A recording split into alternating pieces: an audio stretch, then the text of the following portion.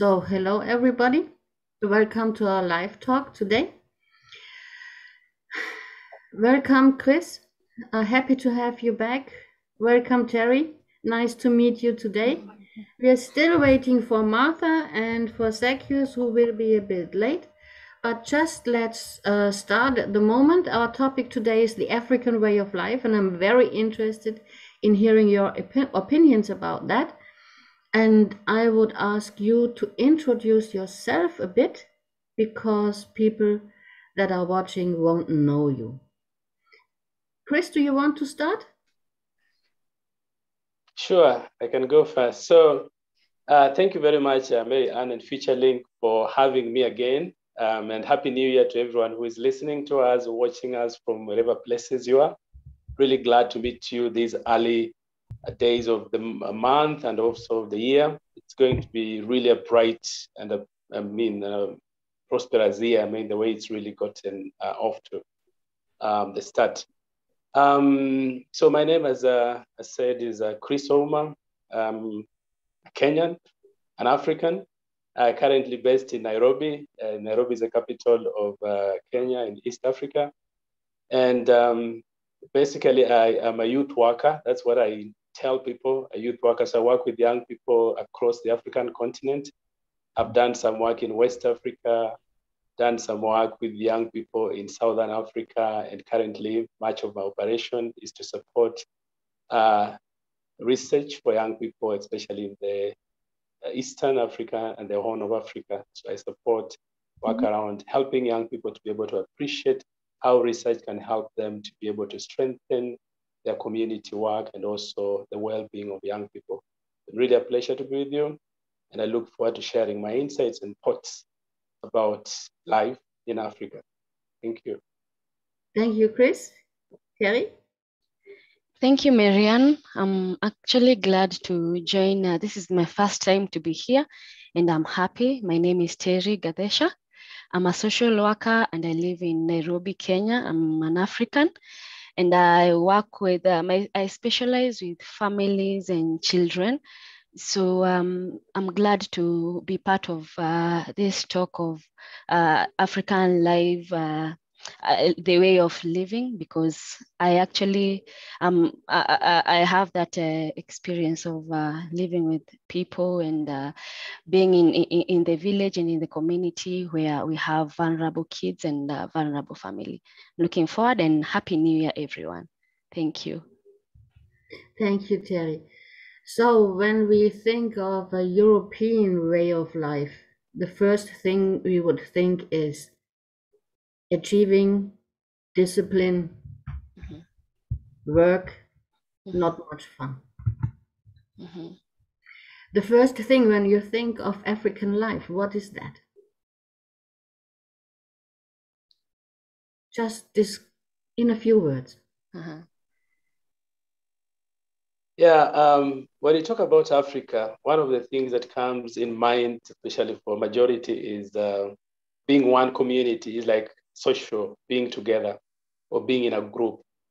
And I've talked to even friends who are from outside Africa. It's always like, oh, it's either they assume Africa is this one country, one big, large community. And actually, that's what life in Africa is all about in a nutshell. Okay. Thank you, Chris. Hi, Martha. Nice to have you here. Can you hear me, Martha? Nice to meet you too. I think your connection is not too good, but you look exceptionally nice today.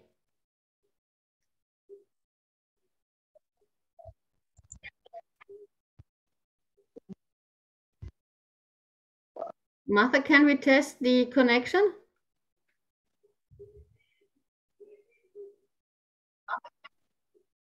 We cannot hear you. Let me check again.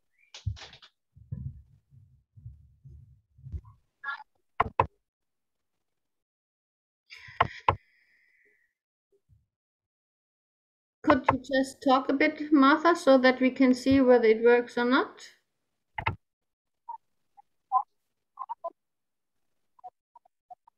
Yeah, let me just try for it. Okay. In the meantime, Terry, you might answer my question. What are Yeah, the first words that come to your mind when you think of the African way of life? I just look at the stages of a African man, starting from childhood, going to adolescence and youth, and also adult up to elderly. Yeah, so when I say African way of life, I look at those stages as a social worker perspective. Mm-hmm. Yes, yes. So you think of the main parts of the life, from Yes. child to elder. Yeah. And what is the main theme of each of these parts of life for you? So there are ceremonies that are being celebrated, and also you have behavioral processes where each stage, especially in Africa, we have different ceremonies, we have different functions where we look at the behaviors and the behavior impact in every stage. So I look at this at a stage where I look at behaviors, I look at education, I also look at the work process. Yes. This is totally missing in European life. Mm-hmm. And I think that we lost a lot Mm-hmm. skipping those rituals, because you just go from teenager to somebody who is able to vote, but you don't have a ritual that tells you now you're an adult and now you have responsibilities. Mm-hmm. And there's no clear section for going from a middle-aged person to an elder person that tells you now you're a bit free, now you're going to be a granny Mm-hmm. or grandpa, and your function is totally different. So we are missing out on that a lot. And I would like you to tell us more about those rituals and ceremonies. I'm very interested in that. Mm-hmm. So yeah, I'm going to share partly because it varies because we have 42 tribes in Kenya, and every tribe have different ceremonies and different events on how they are carrying out these activities. So I believe where I come from is different from where Chris come from, and partially where Mother comes from. So I'll open up to Chris also to tell us on how they normally celebrate these stages as they in the community where he comes from. Yeah. Yes. Yeah, thank you. I totally agree that there is a lot of value that we attach to the different stages in life. And especially now, if you look through, for example, from the rituals or what happens at the time of childbirth, there are certain practices that then are considered really important to be able to welcome a child into a family. And in fact, in some communities, if you don't conduct this, then the elders or those who hold particular norms have to conduct certain activities. For example, when you live in the city and you happen to bear a child or get a child and you are not able to connect with your family that lives in rural communities, then you have to organize and make sure that then there are certain rituals that are performed to be able to officially welcome a child. And why that is important, to make them belong, to make them identify and be part of that really family. So that's really at birth. And even that adds on to what we call naming. We don't just give names then by virtue that then a child has been born. Yeah, and even if you're going to adopt a Christian name for those who believe in Christianity, or maybe foreign names, then there are also names that are added, either maiden name or surname, that then has a very important significance that ties you or strengthen your bond with the community or with the families that you come from. So that happens at childbirth in my community. And then once that happens, the initiations that are done, for example, we call it circumcision, because then you are transitioning again into another stage. But this mainly happens now for the males. the male born, because then for female, and I think we've had it globally, there's some communities that do it, and this one is considered female genital mutilation. There's some communities that still embrace it, but of course we've had the global resistance and the discussions around it. But in my community, the ritual, especially for male child, still happens to that, where we assign, especially when a child reaches a certain age, the community members are going to organize them into groups. Again, as I mentioned, Africa, we work in groups. We don't just initiate them as individuals, but then community members will organize a ritual on certain days of the month. Like in my community, which is Luya in the western part of the country, this happens around the month of August. And that's also significant because it is tied to even times when we are harvesting, when now we are getting crops, because it's also important it happens around that time, because the harvest also have to go through blessings. And that's also a time that we have a lot of food that we can even organize for ceremony, because people also have to eat and feast during that time. So it's really significant and happens. And those are collective and communal functions. They're not just performed by the family. So they happen in a group. And then the other thing is that now the marriage, because at this stage when you are transitioning from childhood to the adulthood, the next level is to prepare you for marriage, because families and marriage are really, really important and held very central in the African cultures, especially my community. And so again, the community has to continue preparing you even for marriage. And during marriage, it's important that families and community members or those who belong to your clan have to participate. Now, previously, what used to happen, they could help you identify someone to marry. Of course, with time now that is changing, where because of maybe exposure, the young people are going into urban areas and maybe you meet someone you like or you want to start a life within the universities or maybe in urban centers. It's a dying culture. But previously what would happen is that the community, especially the elders, would identify a girl or a boy and they would have a discussion and bring the two families together so that then they can now prepare their children for marriage. And around that time, again, there are issues of dowry, which is still very important. Even if we are going into a modern world where, for example, we can use cash, but there are symbolic events that have to happen. For example, like in my community, a cow is really important, a goat is really important, and stuff like that.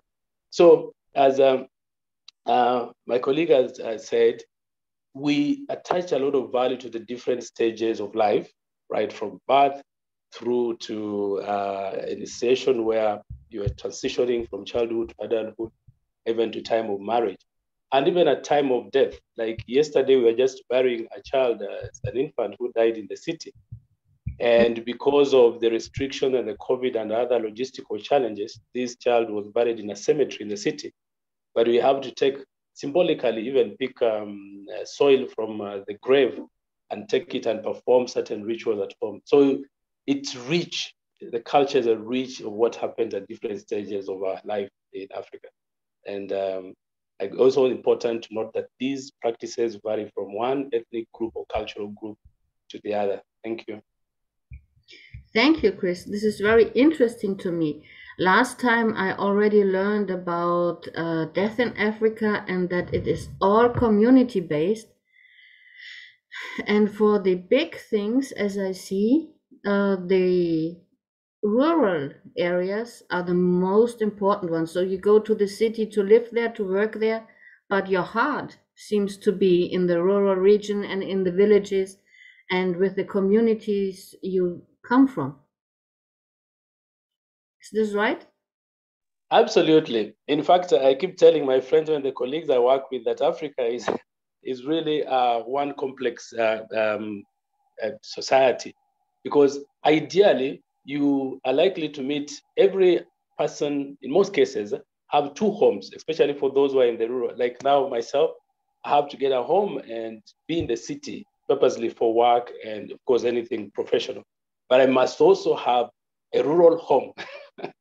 Okay. So that means even in spite of my experiences in the city or in other communities, when I go, for example, to study or to do a mission work, social work, as I said, then you still have a strong tie to your cultural or ancestral homes, which are mostly located, as you observe it, in the rural areas. So if something happens, let's say you have a childbirth, as I said, the people in the rural communities, in your rural homes, have a lot of say or influence, or even those who seem to adopt a modern way of life. So that's where cultures are preserved. That is where a lot of decisions of how we live is influenced. Yes, we can get the modern way dictated by laws, but still the cultural norms have a lot of influence on how we conduct ourselves. McEwen, for example, those who have adopted now Christian way of life, Christianity, which has a lot of influence, we still fall back and we consult like ancestors and spiritual powers within that. So, for example, there are certain rituals that are conducted that even religious, foreign religious entities identify and respect. And say, for example, if you're going to bury and you have a clergy who are representing Christian modernity, but then there are certain practices that the people in the rural areas, the elders, the cultural leaders also have to perform their rites. So there's still a lot of influence from our communities, especially in the rural areas where the elders or those who preserve and those who decide about our norms and our cultures reside. So it's very true. And even, for example, like the issue of the death, if you die in the city, most likely that they will request that you're buried in the rural area, most likely, unless really circumstances are difficult to that extent. Thank you. Yeah, I learned about that last time, was very interesting to me, and that even the community decision on how you're buried is worth much more than if you make a will. And that making a will is not seen, people don't see this very often or don't like it because it is talking about death before dying. And that shouldn't be done, as I learned. So, Martha. Yeah, absolutely. Absolutely. Issues of death, especially talking openly about death, is still a topic that is a taboo. Just the same way in some spaces, talking about issues of sex openly is also a taboo. So there are certain things that culturally we are not allowed to talk about them openly, although there are certain ways or guidelines on how to do them in our cultures. Thank you. Thank you. So, Martha, let's try whether we can hear you. Now your mic is muted. Your mic is muted, Martha.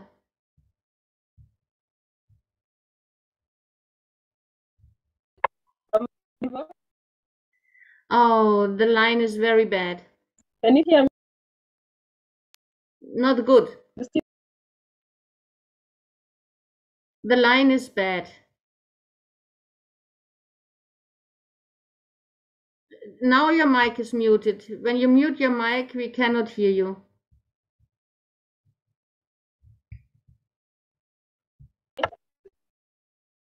You can try now. Right now, hear me. We can hear you a bit, but the voice is broken.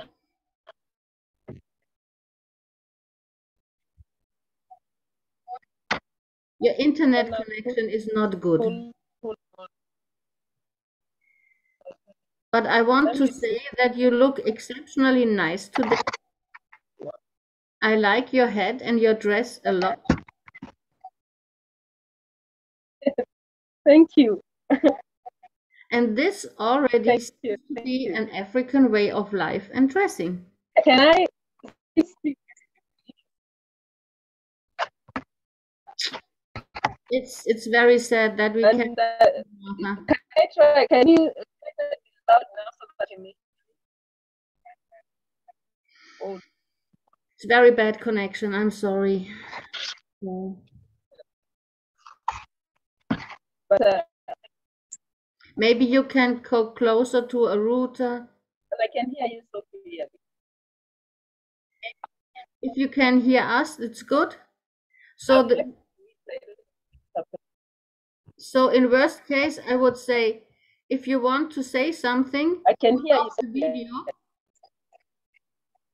Just put off the video and maybe we can hear you then. Sorry? Put off the video, the camera. Maybe this saves a bit. Maybe. And let's try whether we can hear you now. No. Yeah, you can hear me. Not yet. The voice is totally broken because the internet connection is too bad. Try now without video. Try to talk, please. Martha? Oh, I think we have problems there. Change the pictures. Sad. That's very sad. But we just go on with our talk. I can be heard now. Can you hear me now? Oh, very Not yet. broken, Martha. It doesn't work. Doesn't work, Martha. It's not okay. Internet is too weak. Can I contribute? Oh. So let's just keep on talking. We were on the influence that the rural areas and the communities have even on younger people living in the cities. And that, yes, it seems to be that the laws are made out there. And I did see this beautiful dress of Martha, which seems to be very traditional. Maybe, Terry, you can tell me something about that?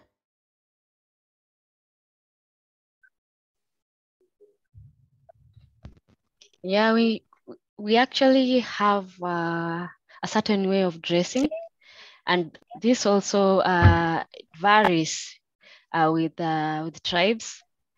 I know with Chris, they have their own dressing. It just goes along with the events and functions that you normally have. So like the way I'm wearing, it's an African wear. Mm-hmm. Because yes, so it's because I'll be attending an African child birthday. So we normally have this. We normally embrace our culture through dressing code. And this comes, and the way I've mentioned, just as the way we have been taught from the childhood, even dressing code, it comes with the education of how you're supposed to dress in different events. It comes at those different stages. When you're a child, you see how people dress, maybe in terms of, maybe for example, this birthday, maybe if I'm going to a wedding, I'll wear the way mother has dressed herself. Mm-hmm. So we embrace even the dressing code. Mm-hmm. Yes. Can you tell me a bit about the dressing code of your tribe? We have I come from Akikuyu. Akikuyus are from the mountain side of the country, that is the Mount Kenya. So we have the African way, the way, because I believe also mother comes from the same tribe. So the way she has worn the scarf and an African wear dress, that's how we normally do it whenever we have these functions. Whenever I go to the rural, sometimes girls, you're being told that trouser, it's a bit, it's forbidden. So we normally have the dressing code. Girls normally wear, either you wear a decent and long dress, but it varies with colors. You can see mine is different from others and designs, but it needs to be decent and covers you from up to down. Mm-hmm. Yes. I wish mother was here. She could talk more about, because she also attend more of these ceremonies. Yes. Yeah. Sad at the moment, but it is as it is. Yes. So this is very different to our traditions. Now, when I think of Europe, it's all about fashion shops and yeah, very modern things. It's only for the rural festivals that we take the traditional clothing, but it is rare that people have it. Maybe in Austria or Germany, they have what they call dirndl. You may know that. Yes. It, I think, is the closest to what you're wearing today. Yes. But yeah, I don't even have one, so I just couldn't wear it.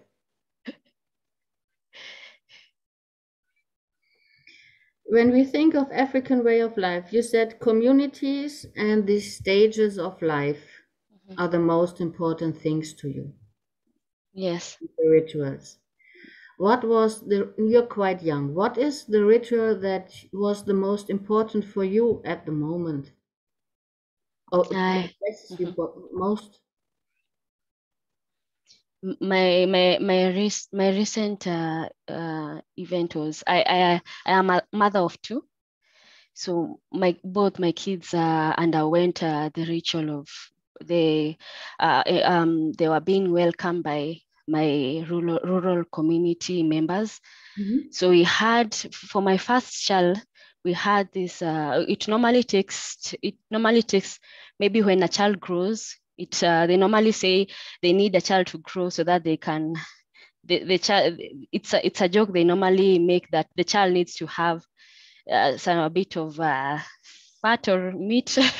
I don't know how I can say it in your language, but we normally say that this ceremony must be done when a child is a bit strong. For example, 6 months, 1 year. So mine was done on when my firstborn was 1 year, where we took him to the rural area, and actually it was done the same time at his birthday, where my mother and her friends come to where I'm married, and they bring food, they bring clothes. There are those traditional things that they normally bring to a place where their daughter is married. So this was something that happened just recently, like about 2 years ago. And that's how these rituals are normally done, and they are very, very important. Yes. How many people meet? They normally come a lot of people. Actually, it's just that we restricted. It was around 70 people. Yes, and others were left out. And as African culture, we normally embrace this ceremony. So if you leave someone out from this occasion, we might not be good friends in future. So some do hold these ceremonies with a lot of people, even 150 or 200. Yes. I understand. Our Indian colleagues, when I talked with them during COVID, they said they can't marry anymore because they're restricted to 300 people, and this is no marriage. So cultures are very different, but it's still the same thing. Yes. So can you tell me a bit more about this welcoming of a child in a community? I'm very interested in that. I don't have a picture in mind. How does this work?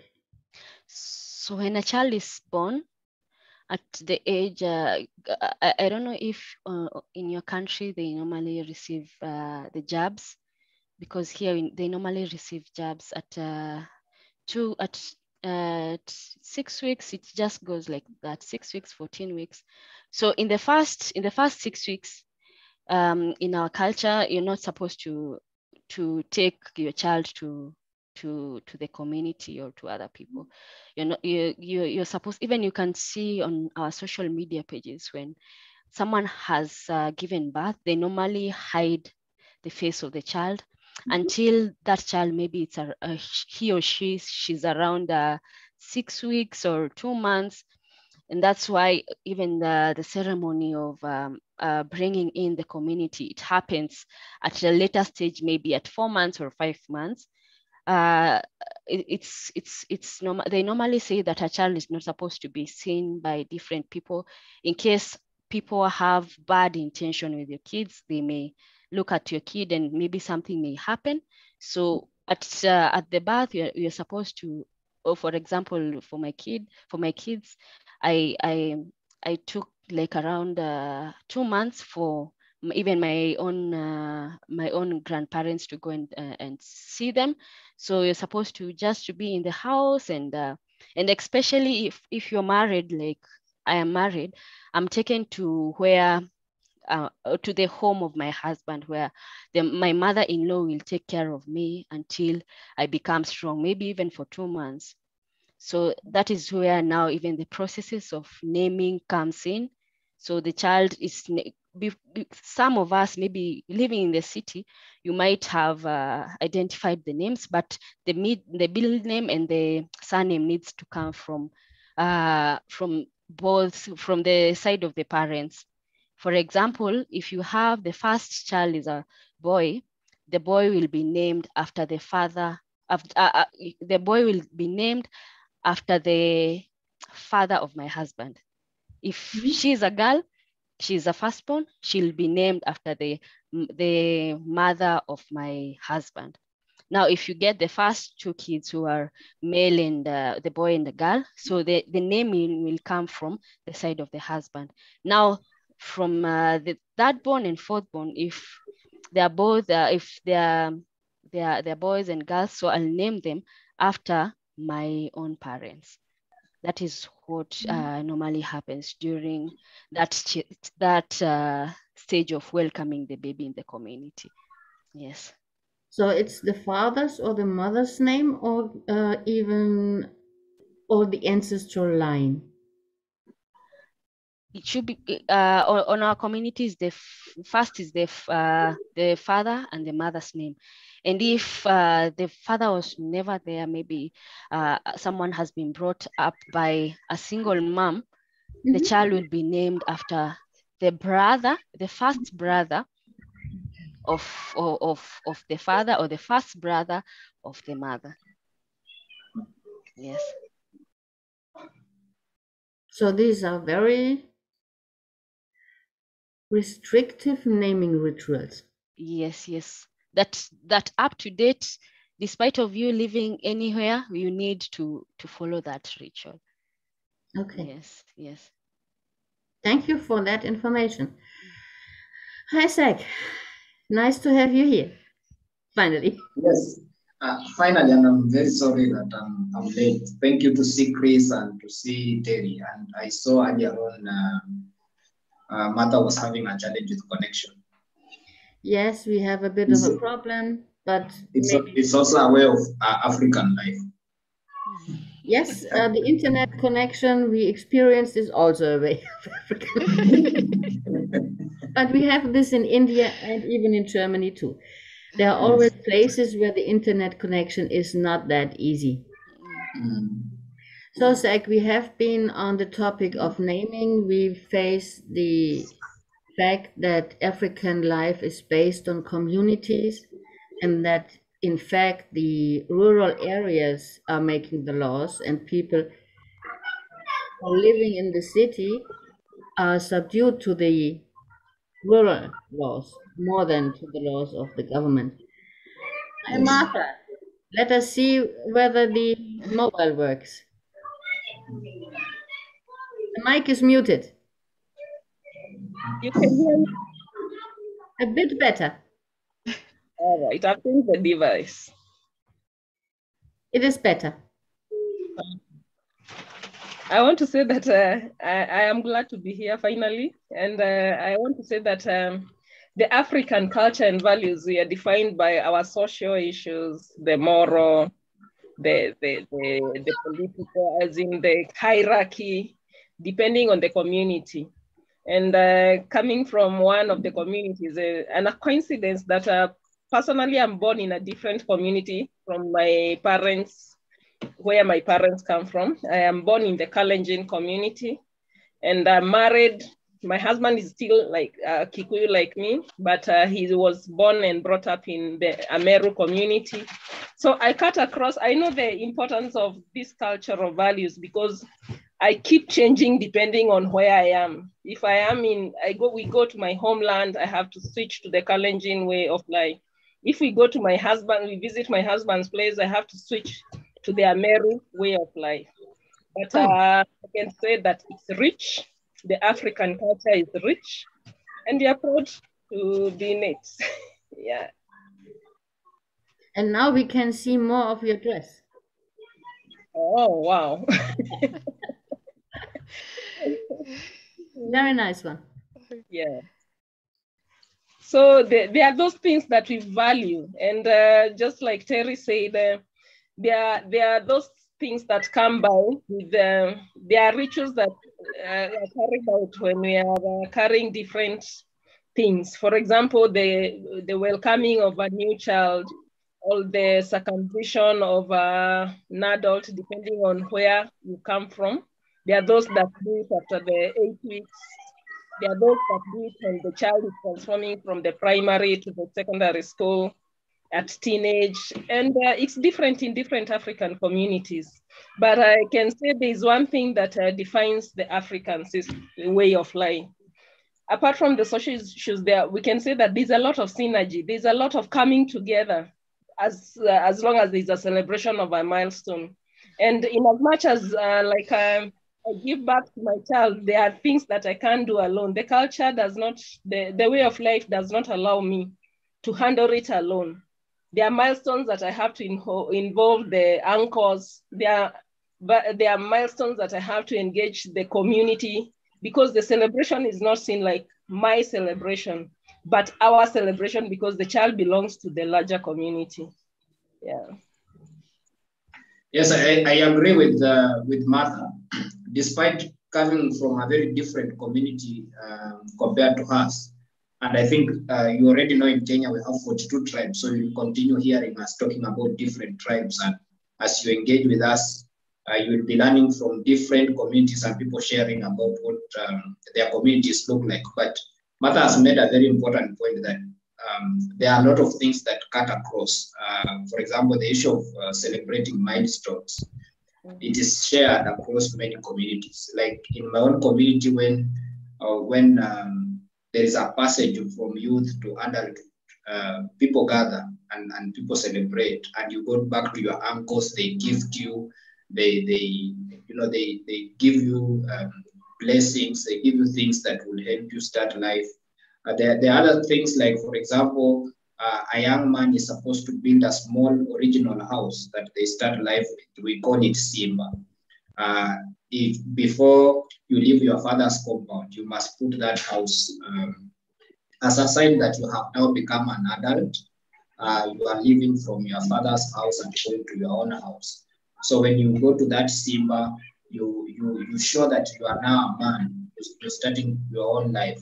And you live in that Simba for some time, after which then you graduate, and when your father gives you a piece of land, the day when you are moving from your father's compound to your own piece of land to start your own compound, it is a whole intense process that involves a lot of adult people who know much about your history, know the boundaries of the land, know the history of your family and how you started, and everybody's gathered. The day when you are commissioning the house in your compound, where you will be, where you will live and die and be buried. If, for example, it is in my case, and I live in Nairobi, I have to carry my wife home, carry all my children home, because when my father shows me where I will put the house, he puts the first pole. If I'm using poles, if I'm using bricks, he puts the first brick. It is prayed for, the cultural underpinnings are done, and then I am now free to build that house. If I built this house and I left, if I leave my house, my wife in the city and my children, and I go home and I build that house, there's a likelihood that I have closed them outside the homestead. So they will not come in, and that will not be their home. I will have, in other words, culturally divorced my wife, constructed a house without her, and I have communicated that this is not your house. So they will be, the elderly will be very careful that when I'm starting my own homestead, separate from my father's homestead, that my family is there, my wife is there, my children are there, and all of us are given that homestead as a gift, and they invite people from the community to come and witness. And this is done even when you live in the city your whole life, and you happen to die before you do that. That ritual will have to be performed on your burial day. So it is always encouraged, even as young people who live in the city. Whenever we go back in the villages, they ask us, when are you building a house? When are you bringing your family to us? The linkage and the aspect that you need to remain connected to those values is always very much emphasized to the way Terry has said. That is very interesting to me. Maybe I could add on issues of hierarchy. For example, you might be the president of the country, but if you're a woman and you're married, it doesn't matter. You have to honor your husband. It's the African way of life. And the value systems calls for that. It demands for that respect. And it automatically brings like, it flows down to the generations. For example, if I am talking about if something has to be made, a decision has to be made, the husband or the man has to be consulted, and his is the final word. You may make suggestions, but when it comes to the main decision, it is not going to be like, it has to be like ticked by the man of the house.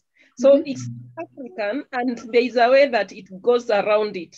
So in as much as you can manage things alone, there are things that you have to go back to the community and consult the necessary people. And a lot, I will say, the end decisions comes with what the final person, the man of the respect, says.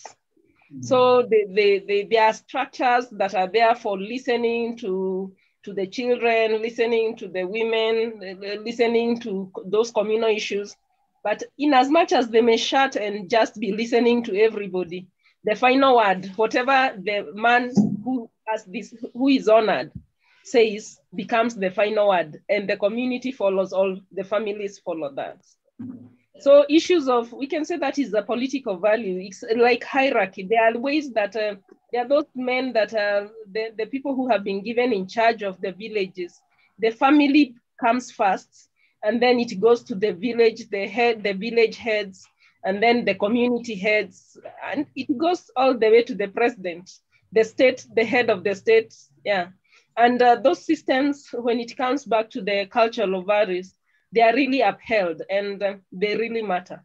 Because if, like me as a woman, I can have maybe enough money and I can make those decisions, but it will not work until it follows the cultural system. That's amazing. So I see what importance the community has. Yes. It's like it is here in Greece, where we have a strong patriarchal system. And what the oldest male would say is what is done. Yes, but they don't just, okay, there are those structures, because let's say there will be men who are careless, but there are those that are valued and they are given those responsibilities. And it is very critical, because it passes through stages and stages before it reaches the end result.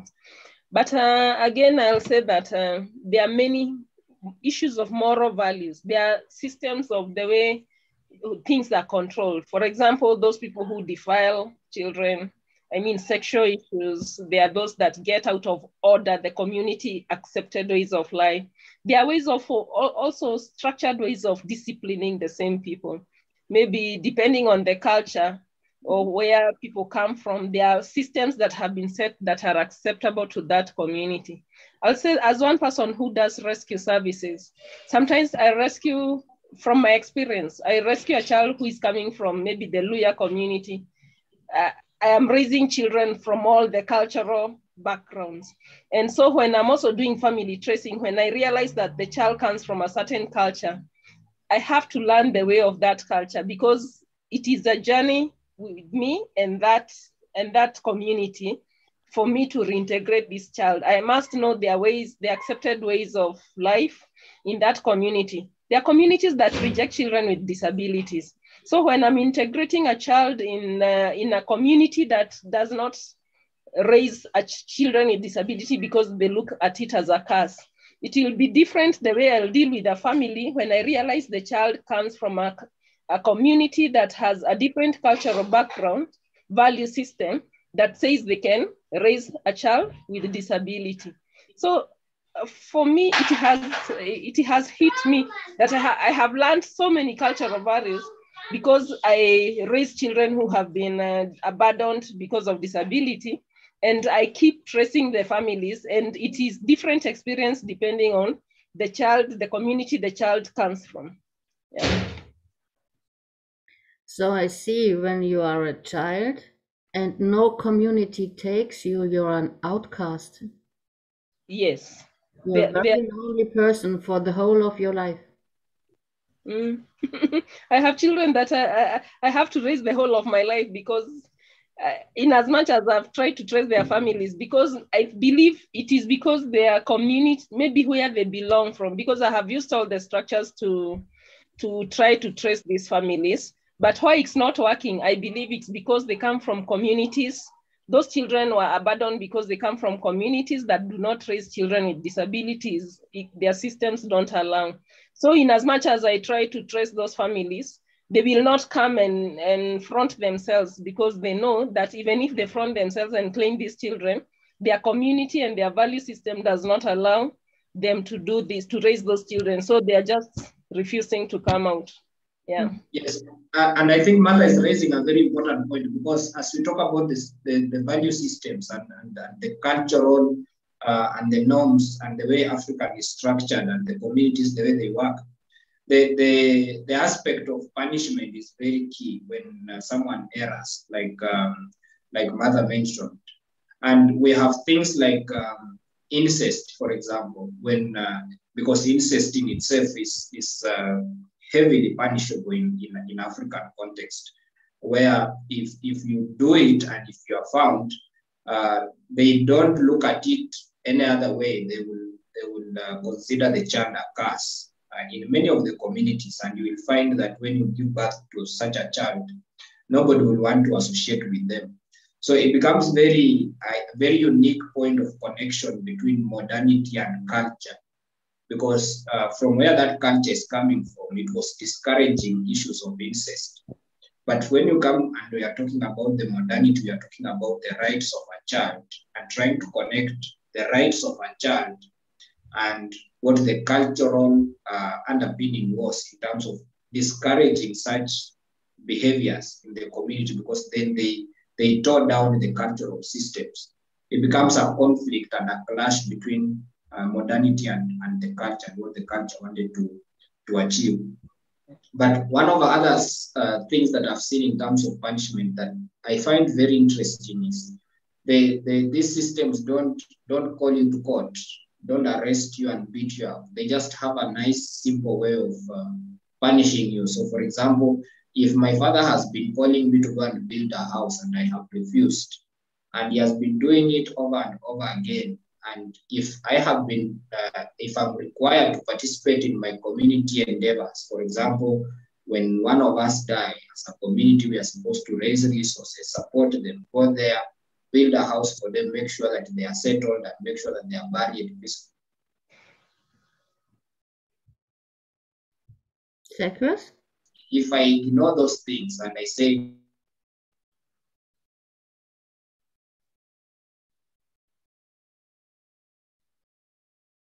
Your mic is muted. We can't hear you.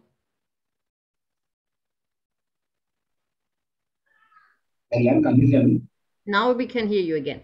Sorry, there's someone who's trying to call me. That's the problem. And there's one simple statement that they usually say. They say, you will bury yourself. You will bury yourself. It means you are not, when other people need you, you are not there.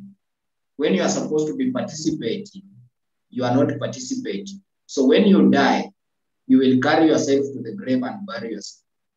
That is a way of rallying everybody to come to the fore and to participate. When a brother has an issue, when a sister has an issue, when somebody in the community has an issue, it is not you to say, I have all the money, or I'm well up, or I'm endured, I can depend on myself. No, they encourage that, go there, split the firewood, as men do the men gendered roles. For example, the heavy lifting, splitting firewood, making sure that the tent is erected, making sure that the rain is not falling on people, the structures are there.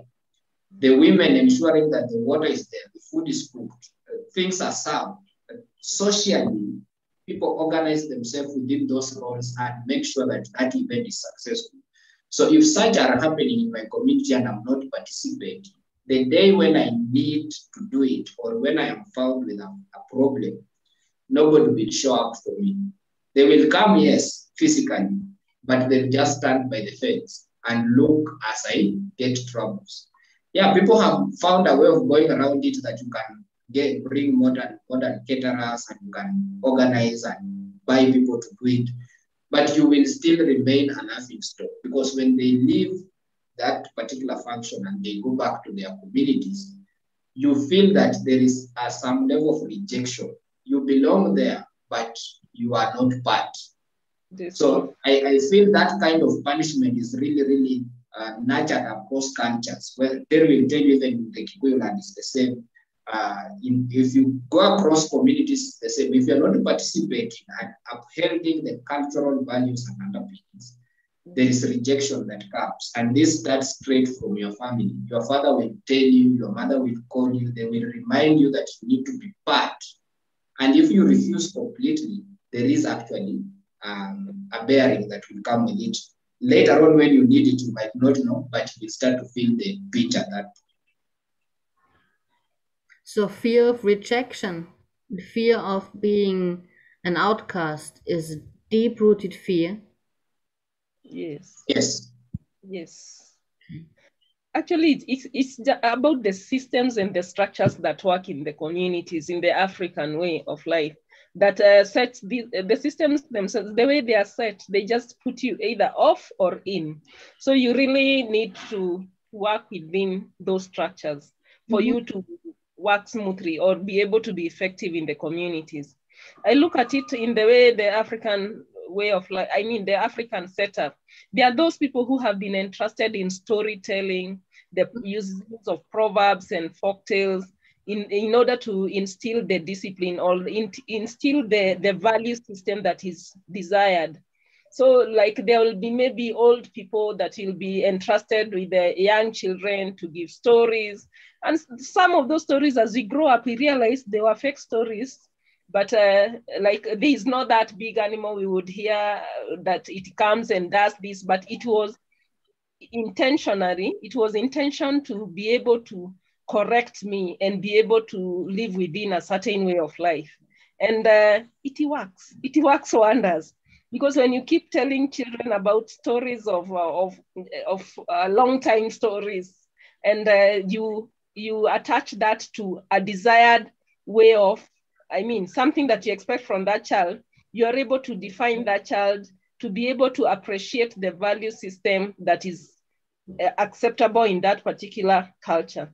And those folktales, the stories, and the use of proverbs, they were very, very good because actually they are simple, but they work out. They are able to achieve the desired result.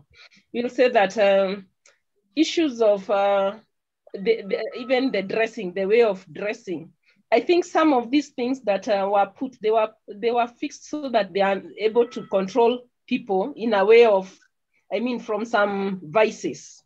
And you will see, like, when I am going to, the way I will dress when I'm in my house, when I want to go and visit my father-in-law, it has to be different. I can't just walk the way I wish. But there's a mode of dressing that is acceptable when I'm going to the village, or when I'm going to meet a person who has earned this kind of respect, maybe like a parent. And I believe that those systems worked. And when people have started living their cultural ways of life, we have seen so many tragedies in the systems, in the processes, raising children who have no attachment to a cultural system or a cultural structure. You find that there are things that are just going wrong somewhere that you don't even need to plan it. There are things that just go wrong because those things are not acceptable. And when those behaviors happen in a certain community, they just put things off, and you find yourself falling into traps that are not well with you. And I believe even upholding the value system has also helped us, because, for example, if my children, for example, when my children want to make a move, I am a grandmother of two. If a child is born, the way you call women to, like I call women to take me to welcome my grandchild, it may seem a small thing, but it's a value, because we are going to tell that child that you are acceptable in this community. It's a way of receiving that child, and there is a way that just strikes in people's heads that that child belongs here. That child belongs to this community. That child is ours as a community. So that child is also exposed to being corrected by many people.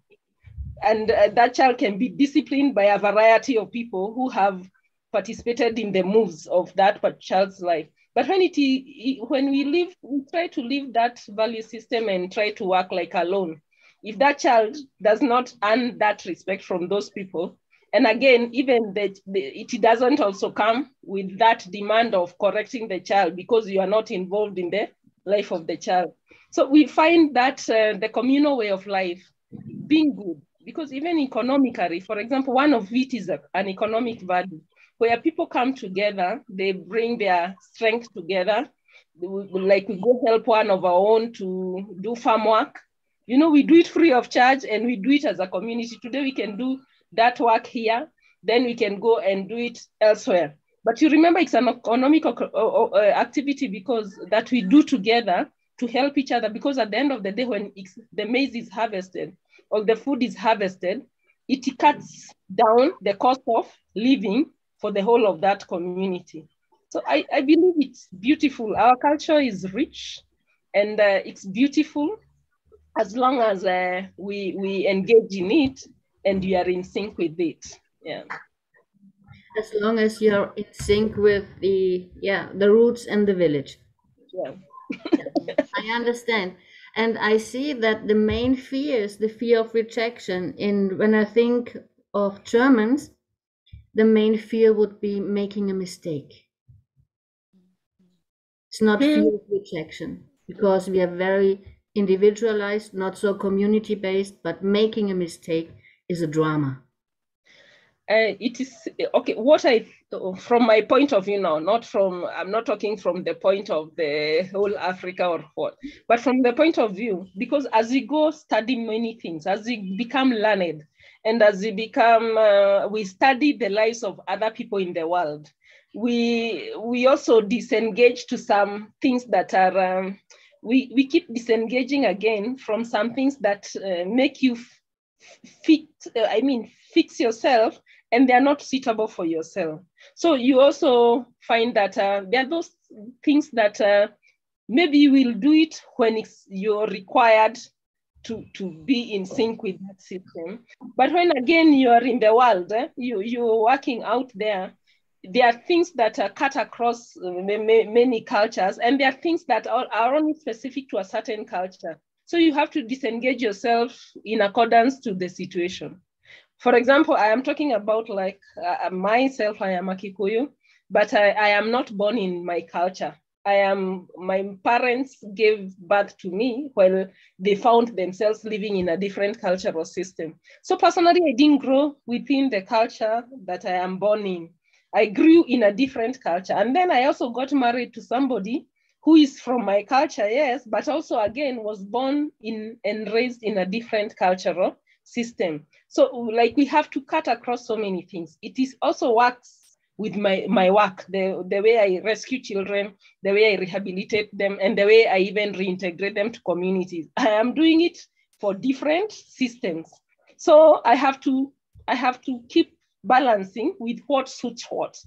And again, as you learn about the world, you also realize that some of these things were put for you to have a certain kind of discipline. And since you have already earned the discipline, you don't have to like fold yourself into that system so that you lose so much in the world because of a certain thing that is not even desirable at the moment. So I think it is a matter of also reasoning capacity and seeing where what works, and then living the world. Yeah, just living as life comes. But I will say that a lot of the cultural values, the African cultures and value system, they are rich and they are beautiful and they are easy to deal with because the systems work for you even as you raise the children. If they know that you can't cross this path, so they know that you have to behave in this manner, it becomes easy to raise that child because they are working within systems. If there are no systems, it would be difficult to control them. But when they grow up knowing that there are values that and systems that work, they will work with those systems. And it becomes, for me, like a parent, easier to operate with that child. But again, I'll say that Can I mention something? Yes, I think this is very different to the European style, and we suffer a lot from children not having values, deep values anymore. They're just sucked up into social media and profit motive. And yes, another thing that is very interesting to me is the welcoming of a child, because many of my clients that are European clients, they suffer a lot from not being wanted by their ancestors, by their families, by their mothers and their fathers, and their psyche and even their bodies get sick from that rejection. And being welcomed by many people must be amazing, an amazing healing part for a child, an amazing how can I tell? That gives you background, that gives you security, which a lot of European people don't have anymore. Yes, I think in line to that, this side, the point we are talking about is very important because, like where I come from, when my sister gets married, where she's married and then she gives birth to children, there is a ceremony which I don't know how to call, but it will be my mother going to visit my sister's children formally to go and get to know them. Not that she doesn't know them, but this is a formal occasion, just like Martha explained. She will bring on board a few women of her age from our place, from our side, and they will carry bananas, chicken, gifts, a lot of goodies. They will carry with them new clothes to take to those children going to visit where her daughter is married and going to see the children that she has given birth to. And when she brings these things and says, we have come to know the children, to visit with the children, she's formally accepting them as her grandchildren, the maternal grandchildren. And on the side of the father also, there are also rituals that are done, celebrations that are done on the paternal side of the grandfather for the children. So you find when I was growing up, I lived with my grandmother who gave birth to my mom as if I was at home. she took me in and took in my brothers and sisters as if we were, if you came there, you would think that was our home, but it was our grandmother's place. And when I was there, I got to know my grandma, my mother's grandmother. She was still alive, and she could cook and serve us and give us a lot of nourishment. She even once treated me of an ailment I was having, you know, and just, you get deeply connected in those things. And you find eventually as you grow up, it is also some form of investment that when they are raising you, they are expecting you to grow and be able to help and pass that to the next generation. So at some point, I've been talking and saying, with the modernity and with the coming of the capitalism and all that, it's starting to become very, very difficult. And young people like ourselves are really now grappling with balancing between the culture and honoring those values and being able to live life according to the means that we have. So in expectation, I'm supposed to do it because there was also assisted. I also lived through that system. But you find the means and the resources are not allowing. So for example, in Kenya here, for example, we don't have a system that takes care of the old people. Socially, we, the young people, are supposed to take care of our grandmother. So when I go back in the village, I go to visit my grandmother on the maternal side. And I have known her since when I was 2 years old. She has been my friend, been talking throughout the process. So even when I go there and we sit down, it's like I'm meeting a very familiar person.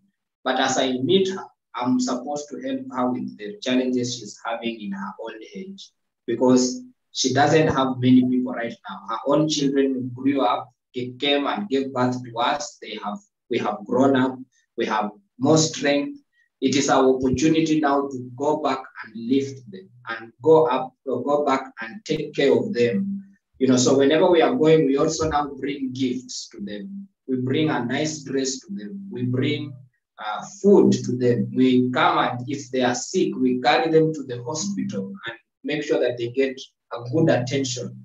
Mm-hmm. So if I'm not doing that while they did it to me, there is a likelihood that they will pronounce a curse and say, this young man, I assisted him, but he is not even remembering me in my old age, you know. And if they didn't assist me when I was young, that is where responsibility comes in. And that's where the interchange comes in.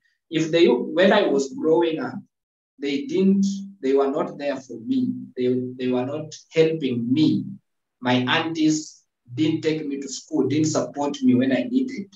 And now they claim that I'm their son and they deserve to get assistance from me. It becomes a clash.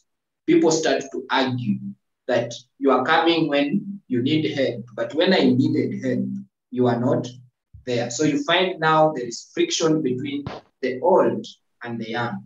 So such things are becoming very, very interesting. And even as we talk about the African way of life, there are also extremes that are very, very interesting, that sometimes the timings and the things that are coming up have made those things not to be effective.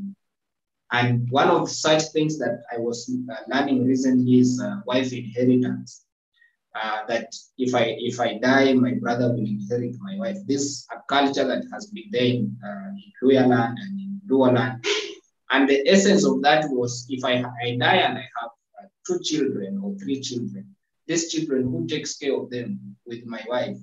On whose responsibility is it? Because there was no government, there was no bigger structure. These children belong to the family and to the community. But to ensure that someone is given direct responsibility over them, or watches them and takes care of them, the assignment was assigned to the brother of the one who passed to take care of that. So you taking the wife, the idea was not to inherit the wife. The idea was, we are now bestowing you the responsibility to take care of that family. Make sure that the wife is well taken care of, well provided for. And in some instances, they had to assess, are you able? Do you have the resources? Do you have the means? You even had an opportunity to dig the farm of your deceased brother so that you can raise more food to take care of the children and support them. But then HIV came and it became very, very difficult because your brother died because of HIV/AIDS. If you inherit your wife, the wife of the deceased, you also get HIV/AIDS. You spread it to your wife, then things become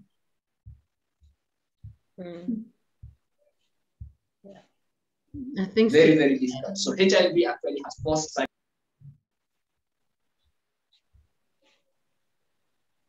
Somebody's calling him again, I think. Maybe to add on what Zach talks about, there are things that culture also evolves with time. Yes. But as it evolves, it is such a huge responsibility on the social workers who cannot achieve alone. They have to engage the systems and the structures that are acceptable in the community. For example, raising a concern like the HIV issue. Wife inheritance became a threat because it would affect a whole family. We saw families being wiped out. Our brother dies, the brother inherits the wife, and the wife, they died out of HIV, and then it wipes the whole of that family.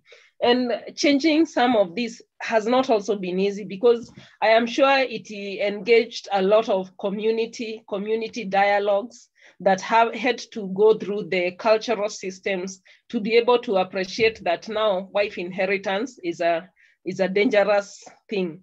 And I will say that culture keeps evolving depending on the emerging issues. And in as much as it evolves, it is not easy. It is not an easy thing to change the way people believe, the way people take things, the way people do their things. But it is natural. It's a natural process that things have to change. For example, the example that you've just been given by Zach. But I will say that those very, very critical cultural values, when I think the people who are putting those systems, they really engage the people. And a lot of them work. A lot of the cultural values, they really work for the people.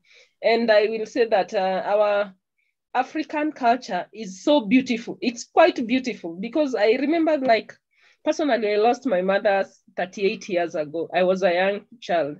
And when I became a woman, the best friend of my mother, who is still alive to date, is the one who stood in that gap because it's a communal issue. It's a communal issue about acceptance and accepting the people. And she came front line, like I didn't feel the gap that my mother was not there, so my children were not accepted. They came and they appreciated my children, and my children were appreciated in the community. But that was friendship. So if it is not a system where people stay like a community, I wouldn't have enjoyed that aspect, because the fact that my mother had died when I was a child would have seen me lonely throughout the life, because there was not that person to engineer the issue of visiting my children and all that. And you feel like you belong. Those values and the systems make you feel like you have a belonging. And also the people, maybe like I am married, and when these people come, my people come, or friends of my community come to visit me, it also shows the people that I'm married to, I also had a belonging. And there's a lot of safety even with the children that develop out of that relationship, because they have a belonging. They have a place they can hit back to. Another thing is when the circumcision process. If my children have to undergo this, they have to go visit their uncle and ask for that permission. It earns a respect. Whether the uncle is a drunkard, whether the uncle is, however, they have the respect for the people that matter. And they'll maintain, it's a way of just earning respect from getting the respect from the younger children. Because if at all they have to undergo circumcision and they have to go undergo those processes, that means they have got the blessings of their uncles to undergo circumcision. That means they'll always respect those people because there was a milestone that they were involved in their life. Yeah. I understand. So the issue that people end up very lonely and especially very lonely in old age, as we face in Europe, the African society doesn't face. Not really. No. Really. So, Terry, what would you say to what Martha said? As you are a social worker, I would like you to comment on that.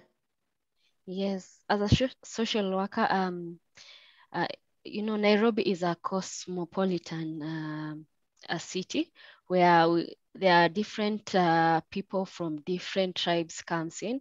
So there is cultural exchange where we embrace each and every one culture. So here, I know sometimes it's a bit challenging but as a social worker, we try to understand different communities and different cultural values, and we try to embrace and we try to find something that brings everyone on a common ground. But working with children and family, our challenge is that there are community where when the parents divorce, there are those communities that the father needs to go with the children, and there are those communities that say the mother needs to go with the children. So a challenge comes in when a father is supposed to go with a child or children, especially where they are at younger age. And sometimes you find most of these kids end up in orphanages because a man, in an African culture, there's a way the roles are being, the roles and responsibility of man and woman are being passed on when they are at adolescent or when they're young. So you find it's as an African culture, a man is taught to be a man where he provides food, he provides the shelter, and the mother is the one who gives that motherly care and the parental love to these kids. So when it comes to such aspect, you find it's very challenging for a man to now take the responsibility to be the father and to be the mother and to provide the parental responsibility.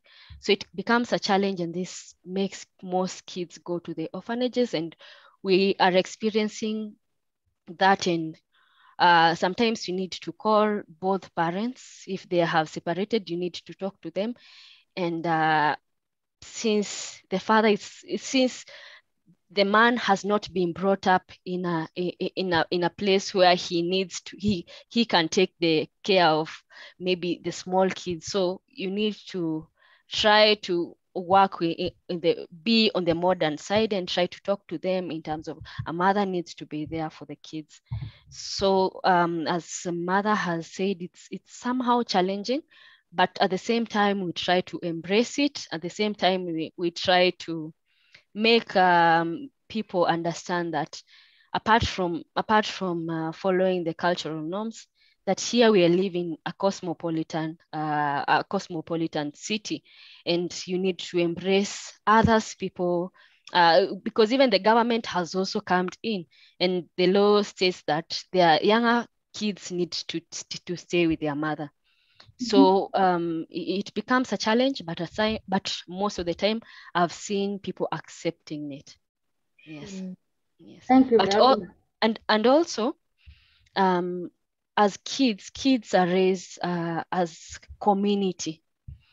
Everyone in the community has the responsibility of every child, no matter where the child has come from. If, for example, where I'm living, if I have, we are living with other people from different community, but if a child lacks food, I have that responsibility of taking care of that child.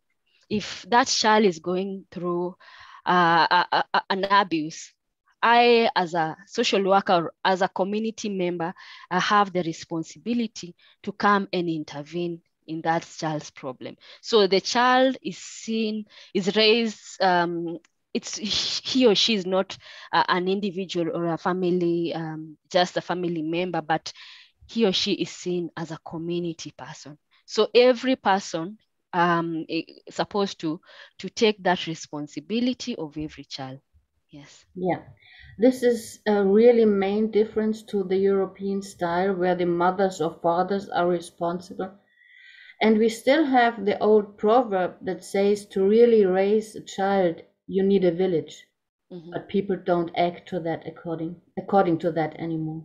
Mm-hmm. So our live talk is coming to the end, and I have a final question to Chris. Now, as I learned so much about community and how community-based the African life is, that must, in my mind, it must have been a drama when I think of the deportation of African people to America we faced in history. This damaging of the community bonds, not only the depriving of the freedom, but this damaging of the community bonds must have set a trauma in Afro-Americans that they still feel today, I think. Maybe I would wish to, on one critical point, I would wish to add on one. Yeah. About the food. There are structures that we are taught as women to take care of the men. And there are certain foods that are known because a man is supposed to sire children. And African is known for siring so many children. Like I'm a ninth born and not last born. And for them to maintain the strength to be able to sire the children, there are those foods that you're taught how to, there are structures of women being taught how to cook for their men. And what food is required for me to maintain the sexual value, I mean, the strength of my husband or the men in my life to be able to continue serving as men. And I think it's beautiful. It's a beautiful way because some of those things are not discussed openly. But since they have been put in the structures, like a woman is taught how to cook what for the man to stand as a man in the house, when it is put in the structures, it becomes a strength for us because sometimes sexual matters are not discussed in the open. Yes, very interesting topic too. Very interesting topic. So I see that this caring for communities and the high social intelligence that you have on the African continent is really missing. It's missing in Africa, it's missing in Europe, it's missing in Asia. Yes. You are born with some kind of social intelligence that the whole world would profit from. But still, I would like Chris to answer my question about what it could mean for, especially for young Afro-Americans, to not be connected to all this community stuff. They don't know it. Thank you very much, Marianne, and thank you, guys, for sharing your thoughts around the way of life, how we dress, what we eat, how we socialize, etc., etc. Yeah, when you think about the relationship that then exists, because the African themselves and how we have continuously organized ourselves is to be able to stretch and open our arms and receive even visitors. And that's a practice that still exists even to the present time, where even, in fact, in most of the African cultures and communities, we value visitors so much to an extent that that relationship in itself is what we purposely work towards making sure that we uphold, and then we build on larger communities, so reaching out to other communities. But as we've also talked about the structures to be able to protect or to preserve certain values, there are elements of aggression that also exist within the African cultures and the communities, and especially to be able to uphold what we believe in and how best to protect even individuals who are prescribed to certain way of life. So if you look at it now historically, the the Western or the colonial system, because that's the language that is used most of the time, did invade and come in. First of all, some African communities or ethnic groups saw them as friends, did welcome. And the moment now they came in and tried to be able to change how things were done, there were those communities that had to resist that. But also, at the same time, there are communities that did collaborate with aggressors. Now, looking at that doesn't then mean that Africa in itself, where it sits, has promoted anything to do with conflict or anything to do with aggression. It's very limited in most of the African communities. And that's why we even had now conflict resolution mechanisms or system in place, where we promoted cohesion, we promoted unity, togetherness, so to speak, and therefore not seeing others as really enemies, but also just seeing them as brothers and sisters. So that brotherhood is really, really appreciated, is something that is very much engraved in us. And so when we look at that, the fact that we embrace that togetherness, Africans themselves and where we find ourselves, we have not really looked at outsiders as enemies, so to speak, or as oppressors. That has been brought a lot of challenges when it comes to having this topic about decolonizing, talking about how do we undo, for example, the damage, or how then do we disconnect from certain practices that have made even our people suffer because of the interaction that has happened with the quote unquote foreigners. So because of that experience, I would say that the topic of wanting to get the Africans to look at the West differently has not been successful, because different communities have approached it differently. If we say, how then do we interact or how do we engage with foreigners?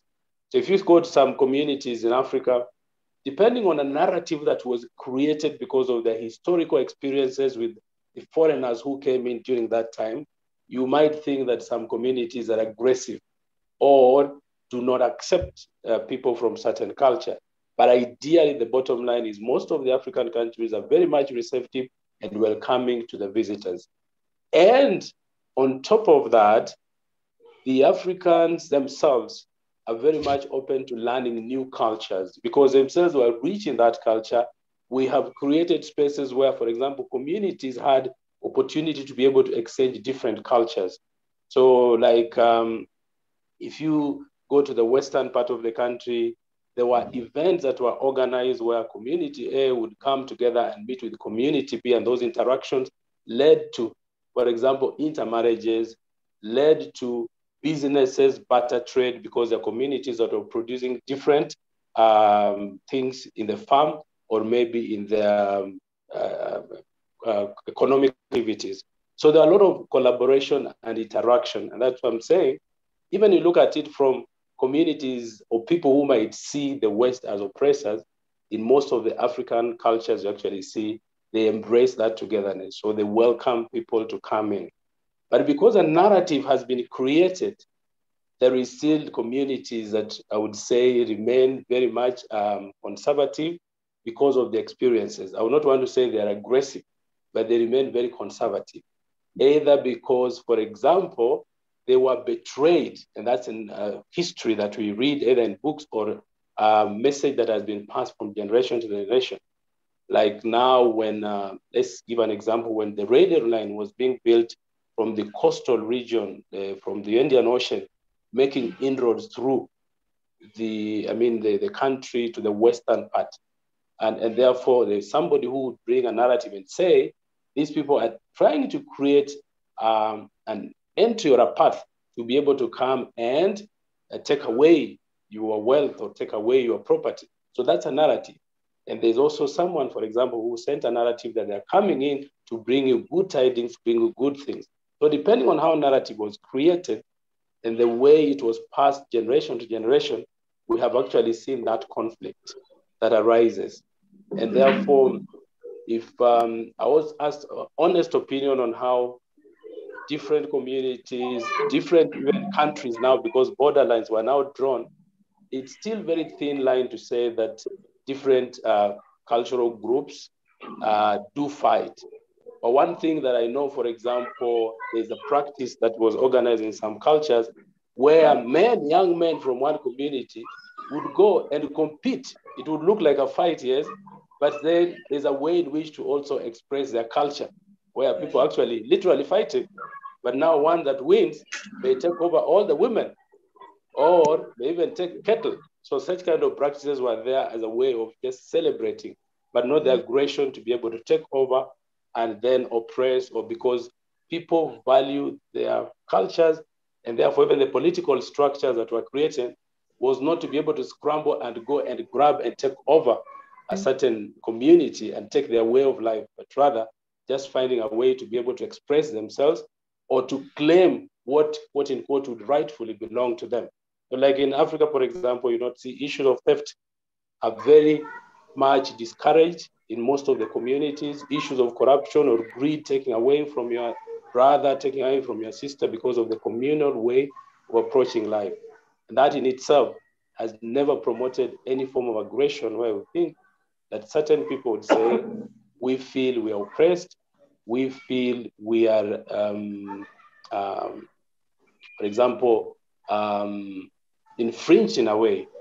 So ideally, it continues to promote a spirit of togetherness and sharing. And that spirit in itself doesn't really then bring in that feeling of animosity that I think we are disadvantaged because we're a younger generation, we are African living in America, we're African living. And Mark you, even if you follow, for example, African American, if you go to America, you'll actually realize that the Africans who are in America and most of the foreign countries, they organize against themselves and identify based on where they're coming from. So that also sends a point that they don't just belong then because they're claiming or they're fighting others, but they belong because they appreciate the beauty of being together or celebrating who they are. Thank you. Yeah. I remember a conversation, a friend of I mine. want to make a comment, Marianne, in regard to that before you. Yes, I like what Chris has said, and it's very important. It remains very, very painful to pluck anybody from an African family, to come and pluck that person out. If a child was to get lost today in any family, they will go to any strength to make sure that person is accounted for. For example, even right now, there is a quarry that collapsed a few weeks ago. And the men who are working in that quarry were buried in the soil. They dug with hands. They worked. The whole community gathered around that place, and there was no sleeping. 24 hours working to retrieve them. Some of them were retrieved alive, but one has been remaining there for the last 35 days. For 35 days now, and the community is still gathered there. And they know that he doesn't have a chance of having survived, but they want to see his body, make sure that they give him a decent burial. That is the importance of any single family member, any single community member that is attached to an individual in an African setup. So what colonization did and slave trade did in Africa was very damaging to the family, by the fact that you could go to a family and pluck young, energetic men out of a family, because those young, energetic men had their role cut out. They were supposed to hunt and bring meat to the family. They were supposed to work in the fields. They were supposed to be the one defending their community when there was wars and hunger and such things. They were the one who are supposed to stand guard. So when you come and take away those, you leave women exposed, and women were supposed to be protected. Children are supposed to be protected. But when you come again and take women away and leave the men, you are threatening the existence of that family, that community, because they want continuity. That's why they really protected women. They really protect women to this day, because women are seen as a value of continuity of that community. And that's why any community will go to any greater length to protect their wives, the wives who are married within that family, within that community, because they are not just there for the sake of it. They are there to continue. And continuity is an issue that is very, very important in an African society. People worry about, will my lineage die or will it continue?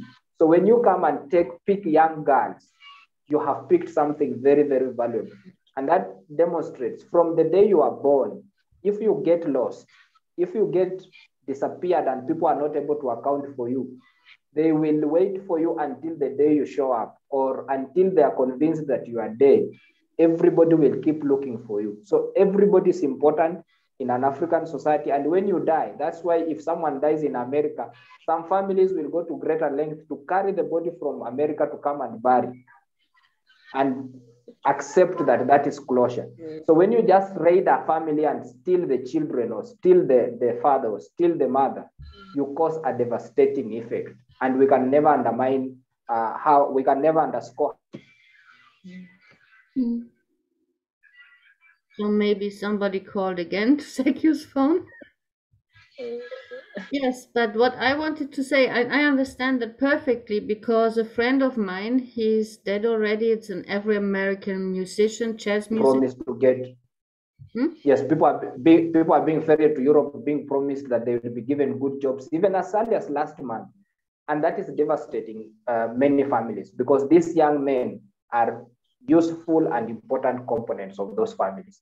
So as people see that their sons are perishing in the sea and they are not getting the fruits that they were promised, they get devastated. And you will see women crying throughout, families, communities devastated, because one individual is one too many for any community in Africa.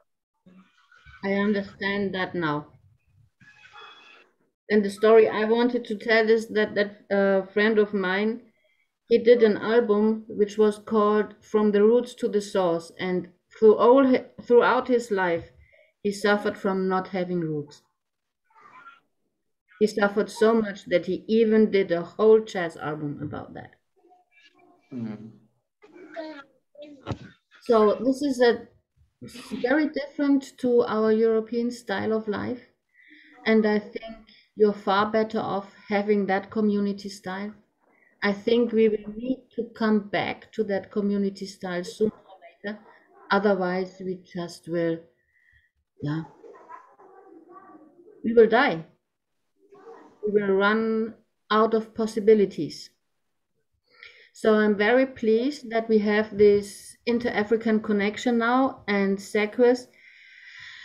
Hopefully we will start our Kiswahili courses for our friends who want to connect more to Africa. And we invite everybody to participate in that. And from now on, we will do a live talk about African topics each month.